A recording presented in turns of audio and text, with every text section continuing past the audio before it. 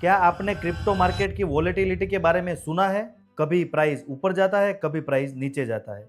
इस सब में एक ही एसेट्स हैं जो आपको इस झटके से बचा सकते हैं, वो है स्टेबल कॉइन।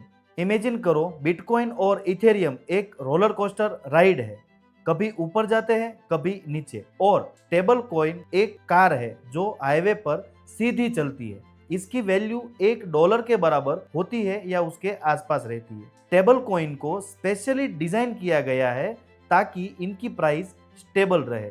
ये यूएस डॉलर या गोल्ड जैसे वर्ल्ड क्लास एसेट से बैक्ड होते हैं। जैसे कि अगर आपके पास 100 स्टेबल कॉइन्स है, मतलब कि कंपनी ने $100 रिजर्व में रखे हैं। तो इसका यूज क्या है?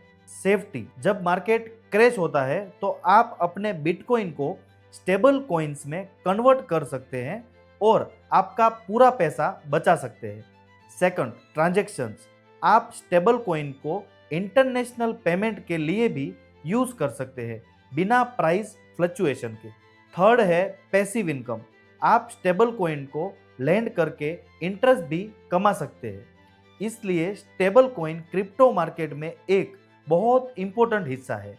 ये ट्रेडर के लिए सेफ्टी नेट का काम करता है। ऐसे ही ब्लॉकचेन और क्रिप्टो नॉलेज के लिए मुझे फॉलो करना मत भूलना।